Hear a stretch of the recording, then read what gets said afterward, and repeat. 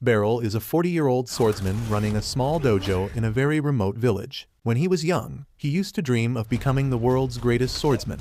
But those days are long gone, and now he has accepted that he is just above average when it comes to his sword skills. Though he could not make a name for himself as a swordsman, Beryl has discovered that he has a talent for teaching, and he uses it to teach the students of nearby villages, keeping his family's legacy of swordsmanship alive. Many of his students have made a name for themselves in the world, and thanks to that, he feels completely satisfied with his slow life. But his parents are not. They want him to marry and give them cute grandchildren to spoil, and Beryl struggles to explain to them that he is an incel who can't pull a girl even if he wants to. One day, as they are eating lunch and the old-timers are pressuring Beryl to get a wife, someone knocks on the door. Beryl quickly goes to open the door in order to get away from his parents' nagging, but he is surprised to see his former student Alusha standing in front of him.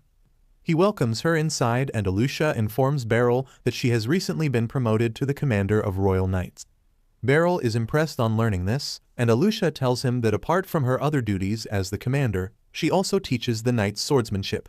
She says that she recommended Beryl's name as a special instructor for the Royal Knight Order, and the imperial family accepted her recommendation. Beryl doesn't understand what is going on, but Alusha shows him his appointment letter with the seal of the imperial family. Beryl thinks that this is some sort of April Fool prank, but his dad reads the letter to find that he will be seriously punished if he refuses. Alusha then informs Beryl that her carriage is waiting outside and they will reach the capital in just one day. Beryl is not sure about it yet, but his dad tells him to go to the capital and find a good wife. He even jokes that he should try dating Alusha, and while Beryl discards the idea because of the age gap, Alusha would totally let him hit. In the end, he has no choice but to accompany her. Beryl suddenly spots that Alusha still has the sword he gave to her when she graduated, and says that this ordinary sword no longer suits the commander of Royal Knights.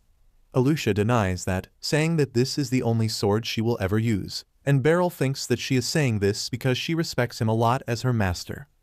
He, on the other hand, is pretty damn sure that he is not fit to be a special instructor.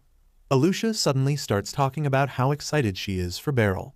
She tells him that he is already considered a legend among swordsmen because his students quickly reached the highest level wherever they went. He has been nicknamed the Backwater Swordmaster, but Alusha doesn't like the nickname too much. Beryl doesn't really care about it though, because he thinks that he is not even a decent swordsman, forget being a swordmaster. After a few hours, they finally reach the capital city, and Alusha shows Beryl to an inn for the night. The next morning, she takes him to her knight order and introduces him as her master who is way stronger than her. Beryl panics after this hype-building introduction, but he keeps his speech a short and humble one. After the speech, Alusha tells Beryl that he has to instruct the knights every Sunday, which is his day off in the village dojo, so it will not be too difficult for him. Just then, another female knight comes running towards them, calling Beryl master, and he recognizes her as Kirani, one of his most hardworking students. He praises her, saying that she has become a fine knight just like she always dreamt of, and Kirani replies that she is excited to learn from him again. After that, Beryl returns home, and he is surprised to find that another one of his students has come to visit him. The guy named Randrid gets up to greet his master, and then Beryl notices that he has brought his wife and baby with him too.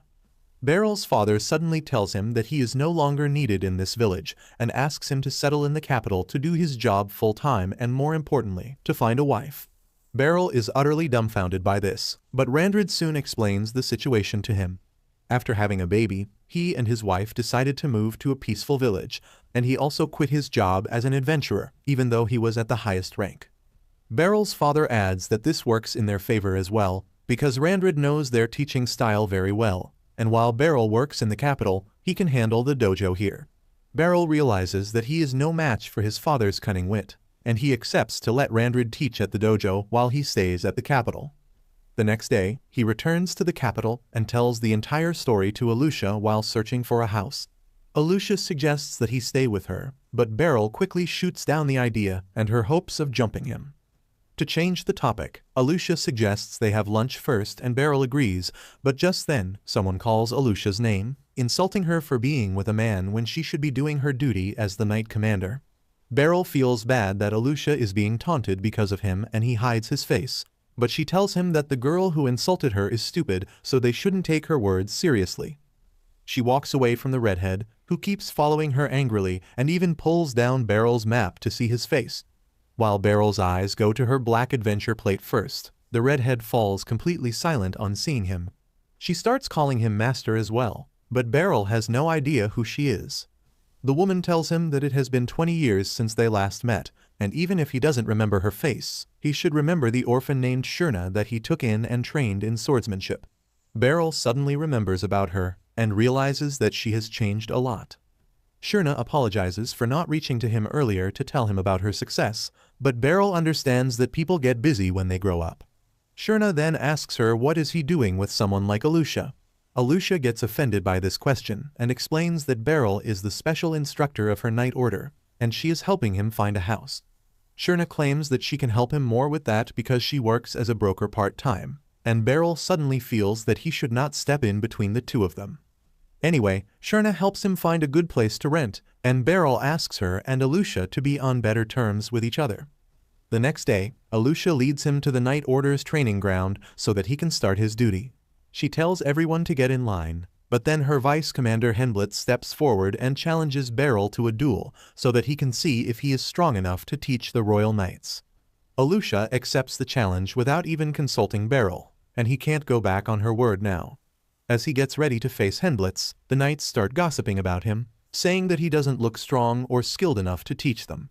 Beryl completely agrees with them, and then Henblitz also tells him that he thinks Alusha is making a mistake because she respects her master too much, but he will correct that mistake. With that, Alusha gives the signal to start the duel, and Beryl decides to at least look cool while he gets beaten to save his student's reputation. Henblitz suddenly dashes towards him and begins swinging his sword furiously. Beryl only dodges his powerful attacks, but then he deflects his sword's direction just by a small degree, leaving Henblitz completely unguarded and hitting his chin. Beryl gets concerned about hurting him because he planned to stop. Both the fighters get back to the starting position to resume the duel, and this time Henblitz decides to use his full power. Beryl realizes that Henblitz is faster and stronger than him, but his moves are super easy to read and deflect just by changing his direction a little bit. Henblitz gets pissed when Beryl deflects his sword, so he decides to unleash his ultimate move by spinning rapidly. However, when he lands on the ground, his sword doesn't hit anything, and Beryl is already behind him, tapping his shoulder with his sword to claim victory. Henblitz is completely bamboozled, but he quickly admits defeat and then turns into Beryl's fan, treating him to dinner at a bar to apologize for being rude earlier. He keeps praising Beryl and asks how he dodged his spinning attack earlier, and Beryl replies that he just matched his spin and used it to his advantage. He tells Henblitz that if he had been less rigid in his approach, he would have won the duel, and the Vice Commander gets really excited to learn such fine details from him in the future. Soon after that, Beryl starts teaching the knights seriously.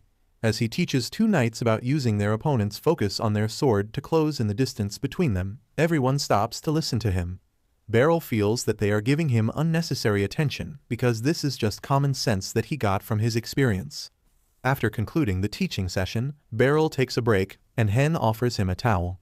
Beryl remembers how intense the guy was during their first sparring match, but thanks to that, everyone respects him now.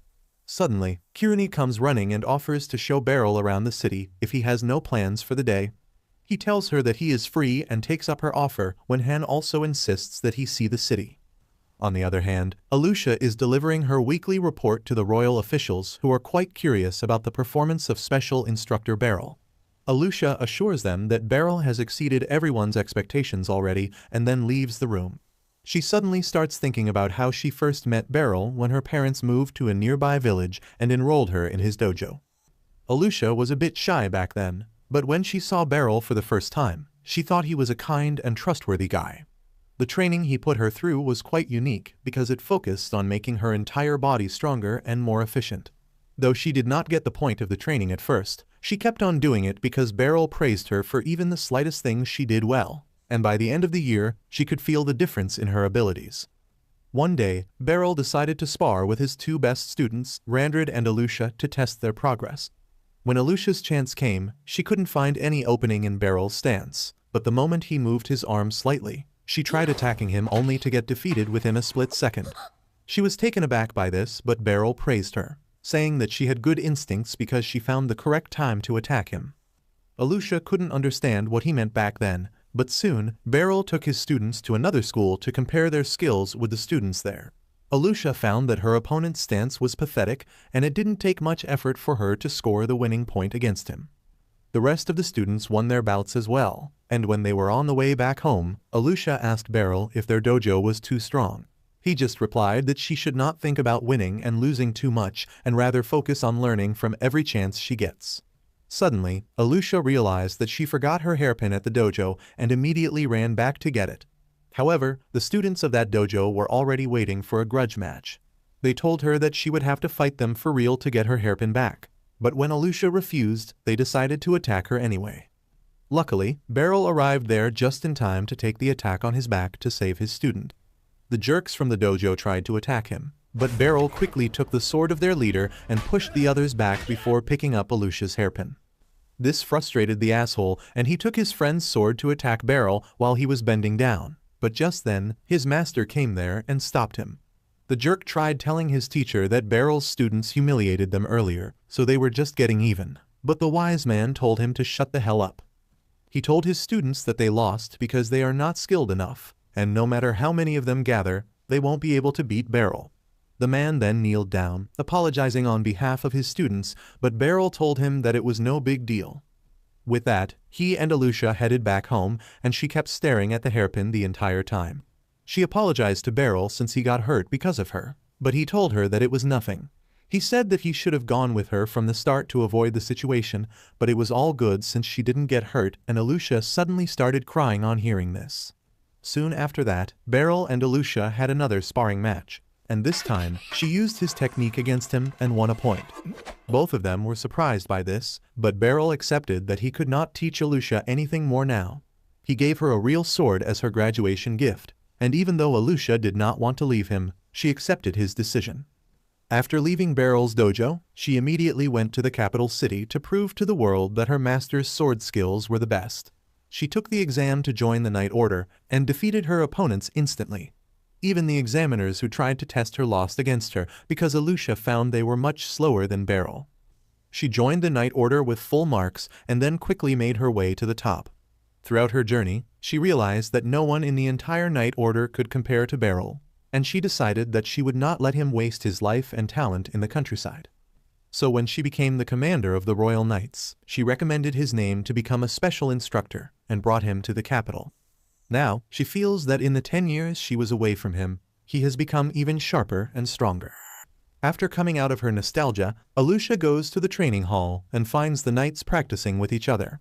Hen tells her about the things Beryl taught them today and then reports that Kirani is taking him on a tour of the city right now.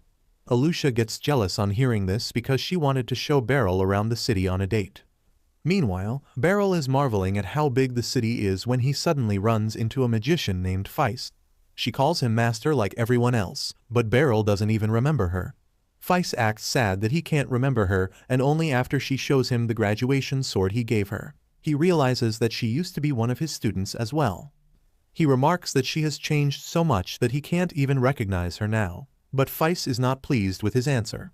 Kirani joins the conversation and tells Beryl that Feist is now a powerful wizard with the magic division now, and that shocks him because he doesn't remember her being able to use magic. Feist startles him by creating a fireball out of thin air, and Beryl is impressed because only the most talented and hard-working people can become wizards. He is a bit sad that Feist has left her swordsmanship skills behind, but he is also proud of her. Just then, they hear a woman scream as a thief steals her purse. Beryl and Kirani get ready to catch him, but Feist stops them because she wants to deal with the situation herself. She draws her sword and then charges it with magic before sending a flying slash towards the thief. The magic slash ties the thief's legs together, causing him to fall to the ground, and Kirani immediately puts him under arrest. Feist then proudly tells Beryl that she uses the sword skills he taught her in the form of her unique sword magic, and he feels even more proud of her. The next day, Beryl wakes up early to go on a morning walk around the city, when he suddenly hears someone calling him from behind. As he turns around, he finds a girl talking to him, and he asks her if she is lost. The loli gets offended because Beryl is treating her like a kid and then introduces herself as Lucy, the commander of the Magic Corps where Feist works. Beryl still thinks that the lowly is just a girl playing games, so she creates a huge fireball to show him that she is the real deal. He finally believes her after seeing the fireball, and Lucy invites herself over to join him on the walk. She tells Beryl that Feist told her a lot about him, and that made her realize how strong and skilled he was. Beryl acts humble and says that he is just a regular country bumpkin, but Lucy doesn't believe him. Instead, she leads him to an open area in the middle of the city and tells him that she is obsessed with magic and always tries to improve herself. Beryl replies that he gets her because he does the same with his swordsmanship, but he doesn't realize what Lucy is planning. She tells him that she wants to test her skills against a strong opponent and then suddenly launches an attack in his direction. Beryl dodges the attack thanks to his quick reflexes and then draws his sword because he realizes that Lucy is serious about fighting him. Lucy asks Beryl if he doesn't want to test how much he has grown against her. She asks if he doesn't think she is a strong enough opponent for him, and Beryl replies that he is the one who is not strong enough. Lucy tells him that they will find it out after the fight and then combines her smaller fireballs into a huge one to yeet it at him. Beryl dodges the giant fireball at the last moment, but Lucy doesn't give him a break. She keeps shooting fireballs at him, and Beryl barely manages to dodge all of them. Immediately after that, Lucy creates sturdy ice crystals and throws them at Beryl, but since they are solid, he doesn't have much trouble slashing them in half. Lucy decides to go back to shooting fireballs and Beryl dashes towards her, aiming to knock her out quickly. He reaches dangerously close to her, but just before he can hit her, Lucy unleashes a firestorm from her body, forcing him to back away. Beryl tells her that it is cheating if she protects her like that, but Lucy has more surprises for him. She suddenly creates some floating fireballs behind Beryl that chase after him no matter where he runs. He dodges all the attacks, almost losing his balance many times, but Lucy is impressed. She asks him if he has ever fought a wizard before, and he replies that she is the first one. Lucy stops her fire attack on hearing this and sends a giant ice block towards Beryl, who deflects it towards her instead. Lucy simply vaporizes it with fire and using the steam as his cover. Beryl decides to land the finishing blow on her. However, Lucy was ready for that and she electrocutes him midair and throws him back. She tells Beryl that he is even better than she expected and he deserves seeing her ultimate attack. She starts gathering her magic for the ultimate attack, and as Beryl sees the space around her get distorted, he realizes that he will be done for if he gets hit by the attack. Luckily, Lucy changes her mind at the last moment and cancels the attack. Beryl nervously asks her what would happen if her ultimate attack hit him, and she says that he would be mincemeat, quite literally. She then praises him, saying that he is really strong, and now she understands why Feist looks up to him. Beryl replies that he was no match for her, and if she was serious about fighting, he would have been defeated and dead long ago. Lucy laughs at his humility and tells him to come by the magic division sometimes so that she can repay him for suddenly attacking him. Beryl is glad to receive that offer, but when Lucy tells him that he is going to be her guinea pig to test new attack spells on, he immediately refuses to meet with her ever again. Later that day, as Beryl returns from training the knights, he runs into Feist, who is delivering magic potions to the Knight Order. She also has a bottle of expensive wine to apologize for Lucy's actions. Beryl decides to accept the bottle, and just then, Alusha comes there. Feist takes her leave and Alusha tells Beryl that she has something important to discuss with him. She tells him that Schurner recommended his name to train new adventurers before they start their careers so that they don't die in the first dungeon raid itself. Those words remind Beryl of his first dungeon raid where he got his clapped by some monsters and never went back. Alusha tells him that there is no issue from the Knight Order if he wants to take any side gigs, so Beryl decides to talk with the Guildmaster first. Schurner leads him to the Guildmaster's office, but to his surprise, Lucy is also there for some business. Guildmaster Nidus greets Beryl, saying that he has high hopes for him since he trained a great adventurer like Schurner. Even Lucy recommends him for the job and Beryl realizes that he won't find a way to refuse this job now. However, when the Guildmaster's assistant arrives there and begins questioning Beryl's qualifications, he sees a ray of hope that can save him from the job. The assistant says that even though Schurner, Alusha, and Lucy trust Beryl, the guild needs to see his skills before hiring him. He suggests that Beryl should spar against Schurner so that they can judge his skills, and Beryl realizes that he is in even deeper now. He can't refuse and goes to the training ground, and all the adventurers gather there because they have never seen Schurner deem anyone worthy enough to duel with. However, all Shurna can think of is that she is finally getting her chance to show her skills to her teacher. She remembers the time when her parents were traveling to a nearby city to sell some goods, but then a monster attacked them. Her mom pushed her into the river below so that she would survive, and it was her fortune that Beryl found her. He brought her home and helped her get better physically, but her mind was in tatters because of her parents' death. She was not interested in anything, but then she saw Beryl practicing his swings. He asked her to give it a try herself and soon found herself getting more and more interested in swordsmanship. Beryl kept teaching her patiently and gradually, Shurna started recovering mentally as well. Beryl noticed that she was quite agile, so she suggested that she use twin swords instead of one, and that became her style. Then one day, a well-to-do family from the city adopted her and Shurna had to leave Beryl's house before she could even graduate. She left with tears in her eyes and decided to become an adventurer, so that she could save people and use the skills Beryl taught her. Now, as she faces her teacher after 20 years, she feels nostalgic and so does Beryl. He decides to give it his all so that his student is not disappointed in him. Just as the fight starts, Shurna leaps high in the air to attack him. Beryl blocks her initial attacks while getting pushed back, but he soon starts gaining control of the situation. He is still having trouble keeping up with her pace, but Shurna is thrilled to see that she can't land a single hit on him despite trying seriously. She is happy that she can live out her dream of fighting her teacher seriously, and Beryl is also proud of her for never neglecting her training even after she left his dojo. He realizes that she is better than him in speed, strength, and stamina, but he finds one weakness in her fighting style. As Shurna lunges to attack him again, he thrusts his sword through her arm guard and makes her drop it. Shurna tries to attack him with her other sword, but she is wide open now, and Beryl easily trips her. She falls to the ground and Beryl points his sword at her, telling her that the fight is over. Shurna is really happy that she lost and thanks Beryl, and the crowd goes crazy on seeing such a high-level fight. Shurna tells him that as she expected, she is not good enough to beat her teacher yet. Beryl tells her that if the fight had gone on for 10 more seconds, he would have lost, but he noticed in time that she has still not mastered her left hand yet. Just then, Lucy and others also come there, clearly impressed by Beryl's skills. The assistant apologizes for doubting his skills, and then the guildmaster asks him to start teaching the new adventurers at the earliest. Only then does Beryl realize that he should not have shown his skills because now he can't turn down the job. The next day, Beryl and Shurna lead a team of 3 newbies into a beginner-level dungeon. Despite being nervous, the newbies successfully explore the dungeon and hunt the goblins they find, and Beryl doesn't get the chance to teach them anything. He is satisfied with this, but as they are heading outside, Shurna says that it is odd that there were so few monsters inside the dungeon. Suddenly, the monster detecting device with the adventurers explodes, but they don't pay it any mind and head outside.